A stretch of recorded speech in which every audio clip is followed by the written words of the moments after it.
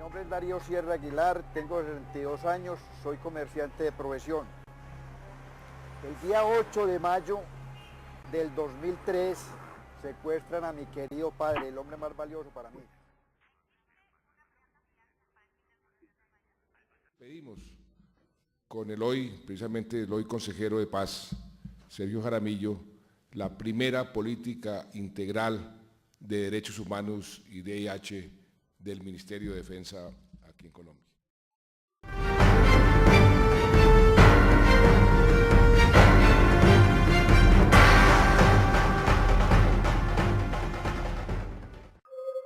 Rosa y María estaban en su casa. Fueron violadas por 5 hombres de un grupo armado. Las mujeres siguen siendo utilizadas en Colombia como estrategia de guerra. Aida y su hijo quedaron solos después de que desaparecieron a Efraín. Más de 38.000 personas han desaparecido en Colombia en los últimos 3 años.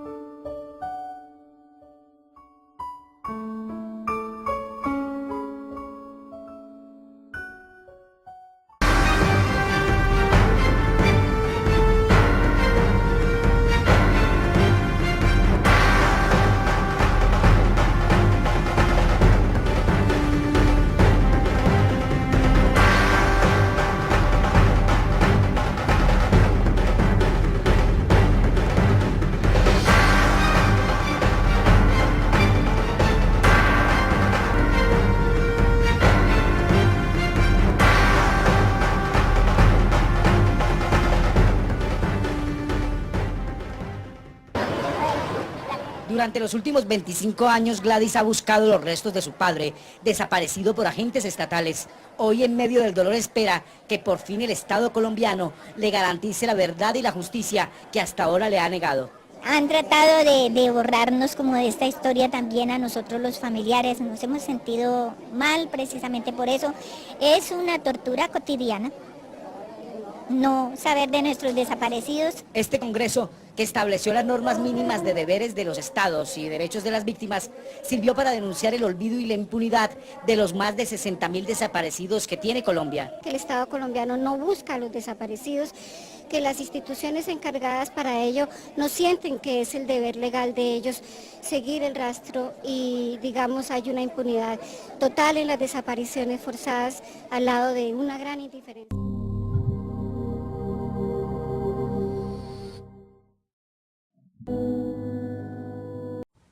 Buenos días. Buenos días. Mi nombre es Alberto Zuna y soy profesor en la Facultad de Derecho de la Universidad Sergio Arboleda. Me gustaría hacerle 3 preguntas, gracias. ¿Qué nos puede decir con respecto al siguiente derecho fundamental? Nadie será sometido a desaparición forzada, a torturas ni a tratos o penas crueles, inhumanas o degradantes del artículo 12 de los derechos fundamentales de la Constitución. Siguiendo tendencias de carácter internacional, la Constitución Política de Colombia del año 1991 consagró este derecho como fundamental íntimamente relacionado con la vida. De manera que la desaparición forzada y lo mismo que la tortura atentan o transgreden ese derecho fundamental a la vida también. En el Código Penal del año 2000 se consagró esta figura de la desaparición forzada junto con otras figuras como el secuestro extorsivo, la detención arbitraria, etc., pero ella conserva su propia autonomía. Muchas gracias. ¿Le parece a usted que en Colombia se avance en la protección de este derecho fundamental y a qué sectores de la población considera usted que les afecta más la problemática de la que habla este derecho? Desafortunadamente, dados los niveles de violencia provenientes de múltiples sectores y de múltiples causas, pues no podemos hablar de un avance en el sentido de la protección y cuidado de este derecho. Pero digamos que los crímenes de la guerrilla, de las bandas o de los crímenes organizados, lo mismo que en algunas oportunidades de los sectores militares, se ha producido desafortunadamente su transgresión. Muchas gracias. Y por último, ¿podría hablarnos sobre la importancia de los derechos fundamentales y de velar por su protección? La consagración de los derechos fundamentales como tales tiene pues obviamente una importancia total dentro del contexto de la sociedad, en la medida en que un Estado puede llamarse democrático y de derecho en la medida en que los reconoce y los protege.